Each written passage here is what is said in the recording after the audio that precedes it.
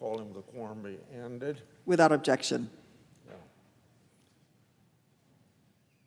Last week, the United States and allied nations observed a significant milestone in world history, the 80th anniversary of D-Day.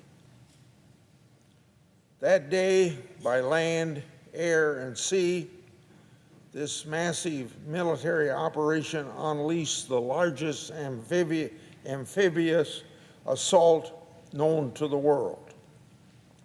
More than 18,000 paratroopers dropped onto the beaches of Normandy. More than 14,000 dispatches from Allied air forces provided cover. Nearly 7,000 naval vessels participated, including more than 132,000 ground troops who swam ashore amid heavy German artillery. American families lost 2,500 service members D-Day alone. All told, as we know, more than 400,000 Americans died during World War II serving their country. These courageous patriots defended America's standing as the beacon of hope and freedom around the world. The sacrifice of American people to back the war effort allowed the United States to flex its military superiority alongside the Allied forces. That effort bested the Axis powers, defeating their authoritarian regimes and ending the Holocaust, where 6 million Jewish people lost their lives. They were murdered. At every opportunity, Barbara and I are honored to greet veterans who come to Washington, D.C. in what we call honor flights to visit the World War II Memorial. A World War II hero and former Senate Majority Leader here in the Senate, Bob Dole, came to be my best friends. He took me, a fellow Midwesterner, under his wing when I first came to the United States Senate. My departed friend brought uncommon courage to the battlefield, and we all know he brought principled leadership to the United States Senate. His mentorship made a lasting impression on me and my work in Congress. That includes a non-negotiable tenet of Americans' national security, which is peace through strength. You see, widespread isolationist sentiment kept the United States from entering World War I and World War II. Americans stayed on the sidelines until the cost of aggression was too high and the threat to U.S. became obviously more acute. Separated as we are from Europe and Asia by two vast oceans and wishing no one any harm, Americans would naturally feel that we ought to be left alone and ignore foreign conflicts. Now, here's the lesson for today. The United States learned this lesson from World War II. Preventing and stopping aggression very early is much less costly in dollars and lives. We learned what happened when you wait, when unchecked aggression has lit the world on fire. We are forced to fight a devastating world war. That is why the United States led allies in creating the North Atlantic Treaty Organization, better known as NATO. This most successful defensive alliance in history turns 75 this year. Now, this brings me to the purpose of my comments today. Over the next few months, I'll be drilling down on the issue of America's military readiness. I have grave concerns that the U.S. military has too many clinks in its armor. For the first time in decades, the invincibility of the U.S. military is questionable, which compromises the safety and security of 330 million Americans. Scaling back resources for the U.S. military year after year undermines morale, weakens troop preparedness, and sends a dangerous signal to Americans' allies as well as our adversaries. Now, none of us, including this senator, need a crystal ball to see what's on the horizon if the United States of America allows our military to wither on the vine.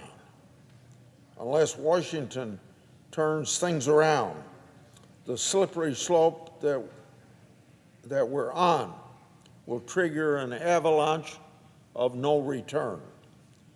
The U.S. military can't afford to play second fiddle to anybody or any country anywheres. Our adversaries around the world take great delight when defense hawks clash here in the Congress with those who want to slash Pentagon spending to spend more on social programs. The guns and butter debate takes place every year when appropriators open and close the public purse. A recent Gallup poll gauging the public's pulse on the U.S. military surprised me. I hope it surprised a lot of my colleagues. While I've long known Congress doesn't earn high approval rates from the public, I didn't expect public confidence in the military to slide to a level not seen since the threat to U.S. power during the Cold War.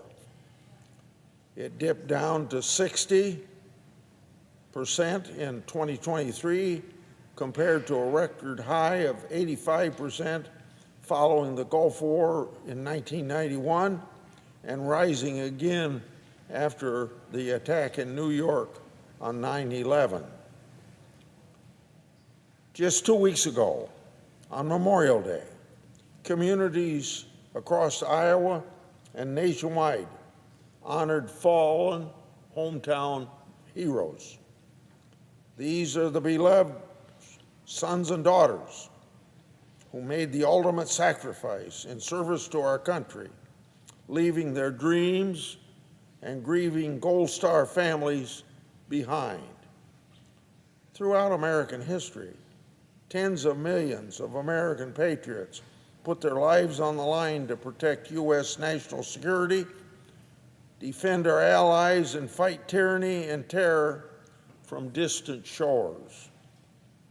Since my first term in the United States Senate, I've worked hard to advocate strengthening combat readiness and ensure our troops have what they need to do their job. As a Pentagon watchdog, my efforts to root out waste, fraud, and abuse are rooted in one fundamental principle. That principle is the top priority of the federal government is national security, period. The phrase peace through strength has become known as the Reagan Doctrine and was espoused by my good friend from Russell, Kansas, Senator Dole. This philosophy aligns with my crusade to fix the fiscal mess that undercuts the Department of Defense and undermines morale of our troops.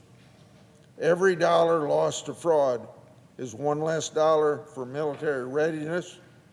However, my bipartisan work on this issue shows that I'm not for writing the Pentagon a blank check. Protecting taxpayer dollars and boosting military readiness aren't mutually exclusive. On January the 8th, 1790, in his first annual address to Congress, President George Washington said, quote, "To be prepared for war is one of the most effective ways of preserving the peace," end of quote. Our nation's 40th president continued President Washington's legacy. At the nominating convention 44 years ago in Detroit, Ronald Reagan said this, quote, "We know only too well that war comes not when the forces of freedom are strong, but when they are weak. It is then that tyrants are tempted," end of quote. During his 8 years in the White House, President Reagan modernized the U.S. Armed Forces. The U.S. Army grew by 2 active divisions, and the U.S. developed new weapons systems to thwart nuclear attacks.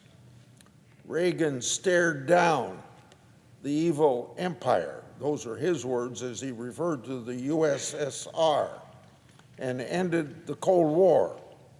The Reagan Doctrine taught us really what works. On the other hand, the appeasement of Presidents Obama and Biden has only incentivized our adversaries to take another inch. Think of the uncertainties that we have today, which arguably stemmed from the Obama administration airlifting pallets of cash to Iran, followed by Biden administration lifting sanctions. Given their public action, I wasn't too surprised when FBI whistleblowers recently came to me with records showing just how easy on Iran the Obama-Biden administration really was. Their own Secretary of State, John Kerry, actively worked to prevent dangerous Iranians from being arrested in order to protect this reckless negotiation that ended up being the Iran nuclear deal. It's never been a secret that Iran uses its wealth to underwrite terrorism in the hopes of wiping Israel off the map. And they also have a target on the United States. To give another example, think of the uncertainty in Eastern Europe when Putin annexed Crimea in 2014. The world blinked. Now he's waging war in Ukraine and itching to knock down the doors of the liberated Baltic states, Poland, and elsewhere to resurrect the old Soviet Union. I want to remind my colleagues and the American people what the Russian president said in 2005 during his annual State of the Nation message. He called, can you believe this? He called the collapse of the Soviet Empire, quote, the greatest geopolitical catastrophe of the century, end of quote. Something else Ronald Reagan said rings as true today as it did 40 years ago. He declared the Soviets, quote, must be made to understand we will never compromise our principles and standards or ignore the facts of history and the aggressive impulses of an evil empire. To do so would mean abandoning the struggle between right and wrong and good and evil, end of quote. 80 years after D-Day, our nation is at a crossroads. As we look ahead towards our nation's 250th anniversary in 2026, America can't afford to blink. I never imagined the lessons of the Holocaust would be questioned on the U.S. college campuses, particularly after the unprovoked atrocities and murders of innocent civilians on October the 7th last year by the Hamas. I never imagined isolationism would fuel Putin's brazen efforts to restore the old Soviet Union. And let's not forget, President Xi has made no bones about his mission to usurp Americans' global leadership. American leadership has created the conditions for countries to pursue independence, self-determination, and freedom. In contrast, President Xi seeks to expand China's global footprint through his sinister Belt and Road Initiative, debt trap diplomacy, and outright military bullying.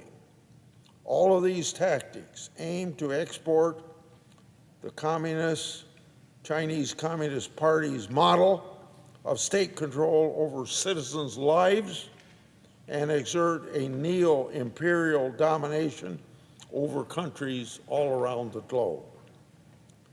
With intention, the Communist Chinese government silenced the 35th anniversary of the bloody crackdown on pro-democracy protests in Beijing's Tiananmen Square. Communist leaders have all but scrubbed the murder of protesters by armed police and 180,000 troops from Chinese public memory.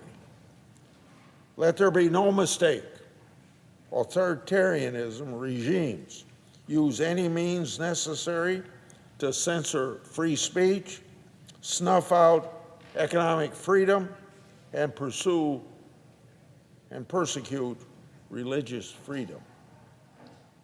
When Putin and Xi talk about a multipolar world, they mean a world in which they can dominate smaller countries against that country's citizens' will. In another speech, I will shine a light on religious persecution happening against groups like the Uyghurs and other Muslim minorities, Tibetan Buddhists, and Christians in China, as well as Crimean Tatar Muslims and evangelical Christians in Ukraine. Our Constitution guarantees freedom of speech, religion, press, assembly, and the right to peacefully petition the government. As we look forward to our Independence Day, I encourage all Americans to recognize and appreciate these freedoms.